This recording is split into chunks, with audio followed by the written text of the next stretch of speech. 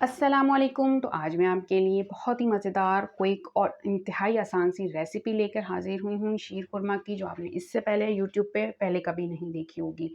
तो यहाँ पे मैंने एक बर्तन के अंदर थोड़ा-सा घी ऐड किया, उसके बाद मैंने एक पैकेट सेवइयों का ऐड कर दिया इसके अंदर। सेवइयों को थोड़ा-सा मैंने तोड़ लिया था ताकि बर्तन के अंदर आसानी से सेट हो जाएँ, और उसके बाद अब मैं मुस्तकिल चम्मच को चलाती रहूँगी और इसको थोड़ा-सा गोल्डन कर लूँगी। फ्लेम मैंने बिल्कुल लो रखी है, हाई फ्लेम पे इसको कुक नहीं करना है।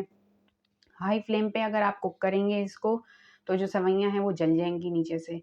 तो आपने क्या करना है, लो फ्लेम पे इसको 1 से 2 मिनट तक के लिए अच्छा-सा गोल्डन कर लेना है। चम्मच मुस्तकिल चलाना है, यानी इनको साइडों को चेंज करते रहना है, वरना जो है वो नीचे वाली जल जाएँगी और ऊपर वाली का कलर नहीं आएगा। इस तरह से आप देख सकते हैं यहाँ पर बिल्कुल इनका बहुत अच्छा-सा कलर आ चुका था। तो मैं इसमें दूध ऐड कर रही हूँ। दूध मैंने इसमें तकरीबन 1 लीटर ऐड किया है, और यहाँ पे मैंने फुल क्रीम वाला मिल्क यूज़ किया है। इससे बहुत ही अच्छा-सा टेस्ट आएगा इसके अंदर, और बहुत ही यम्मी सा जो है ना शीर खुरमा बन के रेडी होगा। तो यहाँ पे मैंने सारा दूध इसके अंदर ऐड कर दिया है। दूध ऐड करने के बाद इसको हम अच्छे से मिक्स कर लेंगे, और यहाँ पे मैंने मीडियम फ्लेम रखा हुआ है। तो अब आप देख सकते हैं कि ये पकने के लिए तैयार है। ये मेरे पास ड्राई फ्रूट्स हैं, जिनको मैंने दूध के अंदर भिगो के थोड़ी देर के लिए रख लिया था ताकि ये सॉफ्ट हो जाएँ। अब हम ये इसमें ऐड कर देते हैं ताकि सेवइयों के साथ-साथ ये भी पक जाएँ। तो इसमें मैंने किशमिश यूज़ किया है, और छुहारे यूज़ किए हैं, बादाम हैं और पिस्ते हैं। आप इसके अलावा भी कोई ड्राई फ्रूट्स डालना चाहें तो आपकी मर्ज़ी है, आप नारियल भी डाल सकते हैं, या और भी जो ड्राई फ्रूट्स होते हैं वो भी ऐड कर सकते हैं, जैसे आपको पसंद हो। ये ड्राई फ्रूट्स हैं। इसके बाद अब मैं इसमें 1 कप जो है वो भर के चीनी का ऐड करूँगी। 1 कप चीनी भी डाल देंगे इसके अंदर, और अब हम इसको चीनी ऐड करने के बाद ना इसको पकने के लिए छोड़ देंगे।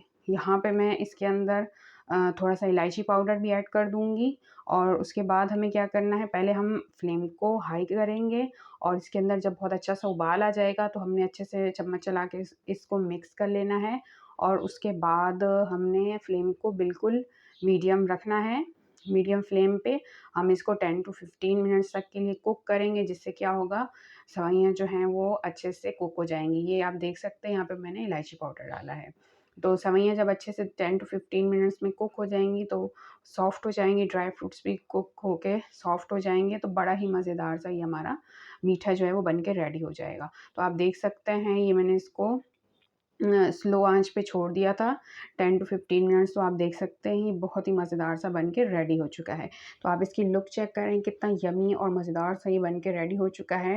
ये यहाँ पे मैंने इसको इसमें ट्रे में निकाल लिया है, और आप देख सकते हैं कि कितना यम्मी बन के ये रेडी हुआ है। तो चलिए जी, आप जैसा कि देख सकते हैं हमारा बहुत ही ज़बरदस्त सा मीठा बन के रेडी हो चुका है। तो आपने ज़रूर ट्राई करनी है रेसिपी, अच्छी लगेगी, यकीनन अच्छी लगेगी। तो आप ज़रूर वीडियो को लाइक करना, मेरे चैनल को सब्सक्राइब भी ज़रूर कर देना, और दुआ में याद रखना। मिलते हैं नेक्स्ट वीडियो में। अल्लाह हाफ़िज़।